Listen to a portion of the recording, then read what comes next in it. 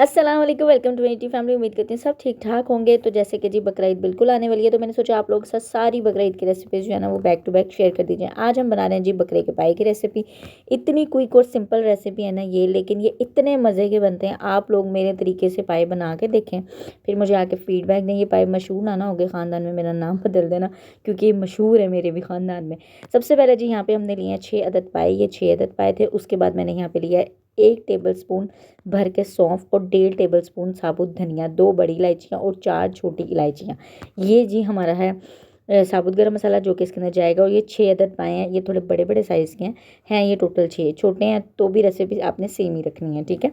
Size मैंने इसलिए आप लोगों को दिखा दिया। अच्छे तरीके से जी पाए को मैंने वॉश कर लिया था, हर चीज़ कर ली थी। अब हमने एक कपड़ा लेना है, उसके अंदर इन सारी चीज़ों को डाल के इसकी पोटली बना लेना है। किसी ने भी कॉमेंट किया ना कि आपने गंदा कपड़ा यूज़ किया था, फिर मैं उसे बताऊँगी जनाब ये यखनी बनाने वाला ही कपड़ा है। आप भी अपने घर में कोई वाइट रंग का सूती रुमाल रखें और उसको बाद में वॉश कर लिया करें, और उसी को ही अपनी कुकिंग में बार बार यूज़ करें, क्योंकि हम डिफरेंट डिफरेंट कपड़े यूज़ करते हैं ना, तो कपड़ों का कलर भी निकलता है अगर हम रंगीन कपड़ा यूज़ करते हैं। और बार बार आप कितने कपड़े ख़राब करेंगे, इसलिए एक रुमाल बनाएं जिसे आप सिर्फ यखनी के लिए यूज़ करें। तो ये वही वाला कपड़ा था, इसलिए मैं कोई मौका दूंगी नहीं आप लोगों को बुरा कमेंट करने का, टेंशन नहीं लेनी। पाए को जी हमने डाल दिया प्रेशर कुकर में, और जो हमने पोटली बनाई थी वो भी डाल दी। 1.5 टेबलस्पून यहाँ पे मैं डाल रही हूँ इसके अंदर नमक, ठीक है। ये डालने के बाद इसके अंदर एक अच्छा सा बॉयल लेंगे। ये देखें, जब ये बॉयल आ जाए तो इसको हम प्रेशर कुकर लगा देंगे। मैंने इसे 25 से 30 मिनट का कुकर लगाया था। पूरे 30 मिनट बाद मैंने इसको बंद कर दिया था, और पाए जो है वो गल चुके थे, ठीक है। लेकिन मैं आप लोगों को दिखा देती हूँ कि क्या फॉर्म आनी चाहिए।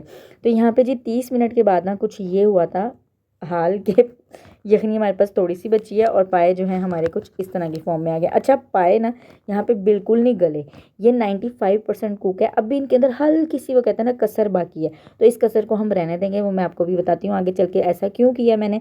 आ जाते हैं हम इसके मसाले की तरफ। आधा कप मैंने यहाँ पे लिया है घी, ठीक है। उसके अंदर मैंने डाला है 2 मीडियम साइज़ के स्लाइस हुए हुए प्याज, ठीक है। इस प्याज को हम अच्छे तरीके से भूनेंगे, गोल्डन ब्राउन करेंगे, और फिर इसको इस घी में से निकाल लेंगे। मैंने यहाँ पे घी इसीलिए कम लिया है क्योंकि हमने जो पाव की यखनी तैयार की है उसके अंदर काफ़ी घी निकलता है। अगर हमें एंड पे लगेगा कि कम है तो हम और डालेंगे। इस तरह की चीज़ स्टेज पे हमारा अच्छा सा लाइट गोल्डन ब्राउन कलर आ गया प्याज का। प्याज का कलर डिपेंड करेगा आपके पाव का कलर, ठीक है। तो प्याज पे बहुत अच्छा सा फोकस करना है, प्याज बिल्कुल भी काली नहीं होनी चाहिए, ठीक है। अब मैं आपको दिखा देती हूँ कि हमने करना क्या है। यहाँ पे मैंने लिया था पाए मसाला, 2 पाए मसाले लिए थे मैंने शान वालों के। 1 टेबलस्पून मैंने लिया है घर की रेड मिर्च पाउडर, और हाफ टी स्पून लिया है मैंने हल्दी। मेरे पास जो हल्दी है ये बहुत ज़्यादा स्ट्रॉन्ग थी, इसलिए मैंने कम ली है।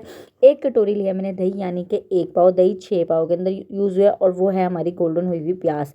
ये जो सारे आप चीज़ें देख रहे हैं ना, इनको हमने ब्लेंडर के अंदर डाल के इसकी अच्छी सी पेस्ट बना लेनी है। पानी का इस्तेमाल नहीं करना, दही से ही इसका पेस्ट बन जाएगा, ठीक है। शान वालों का पाए मसाला यूज़ करना है। शान और नेशनल दोनों में बहुत ज़मीन आसमान का फ़र्क है, इसलिए कह रही हूँ शान वालों का लेना। 6 पाए मसाले, 6 पाए के अंदर मैंने 2 मसाले के पैकेट ऐड किए थे, ठीक है। तो यहाँ पे जी हम क्या करेंगे, हम इस मसाले को अपने डालेंगे घी के अंदर, जिस घी के अंदर हमने प्याज को गोल्डन ब्राउन करा था, ठीक है।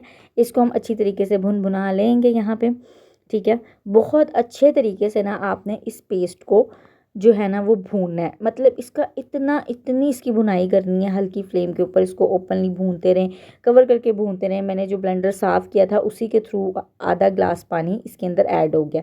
पानी दही ने अपना भी छोड़ना है, प्याज ने भी छोड़ना है, लेकिन हम थोड़ा सा ब्लेंडर को नीट करेंगे ताकि हमारा पेस्ट जो है वो ज़ाया ना हो, और हमारा फ्लेवर बिल्कुल परफेक्ट है। आपने भी पेस्ट को ज़ाया नहीं करना, और इसको कुक होने देंगे। मैंने इसको ओपनली ही कुक किया क्योंकि मैं साथ साथ और भी बहुत सारे काम कर रही थी। तो इस तरह की कुछ स्टेज में यह आ गया। मैक्सिमम इसने 10 से 12 मिनट लिए हैं, मीडियम टू लो फ्लेम के ऊपर, ठीक है। इस पॉइंट पर आप देख सकते हैं कि अगर आपको लगे कि घी कम है, नमक कम है, मिर्ची कम है, कुछ अनबैलेंस है, तो आप यहाँ पे अच्छा सा उसको टेस्ट कर सकते हैं। ये आ गए जी हमारी पाए। पोटली बना के आपने लाजमी डालनी है, ऐसे नहीं खुला मसाला डाल देना।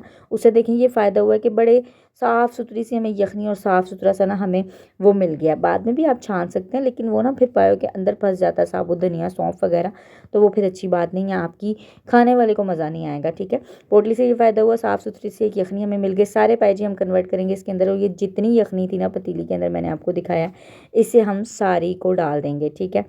फुल ये ऊपर तक भर चुका है। हमने जो 5% कसर पायों के अंदर छोड़ी थी ना, वो हमने इसलिए छोड़ी थी कि अब ये पकते रहेंगे पकते रहेंगे पकते रहेंगे।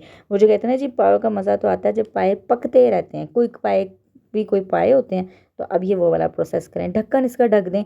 अगले दिन दावत करनी है मेहमानों की या उसी दिन करनी है, जो भी सर दर्द है 4 घंटे 3 घंटे इसको मीडियम लो फ्लेम के ऊपर मैंने छोड़ा हुआ था। हमारे घर भी सेम डे दावत थी, सुबह बनाने रखे थे और हल्की सी फ्लेम के ऊपर करके छोड़ दिया था। आप देख सकते हैं ये कहाँ तक ऊपर थका और ये ड्राई हो के कितना हो गया। अभी भी मैं स्टिल इसको पका रही थी जब तक गेस्ट ने आना था। फाइनल लुक जनाब मैं ले नहीं सकी क्योंकि ये इस दिन दावत थी घर में। तो ये है जी हमारी अमेजिंग सी पायो की रेसिपी। उम्मीद करती हूँ आप लोगों को रेसिपी बहुत पसंद आई होगी। Do try this recipe. और इसकी कंसिस्टेंसी टोटली आपके ऊपर है। मैंने इसको थोड़ा सा यहाँ पे ना आधा घंटा तकरीबन और पकाया था, जितनी देर में गेस्ट वगैरह ने आना था, क्योंकि नान के साथ सर्व करना था। तो ये बहुत लजीज बने थे। आप इसको मज़ीद भी गाढ़ा कर सकते हैं, जिस चीज़ की कमी लगे वो भी डाल सकते हैं। रेसिपी को लाजमी ट्राई करें। मुझे दुआ में याद रखें, अपना बहुत सारा ख्याल रखें। अल्लाह हाफ़िज़।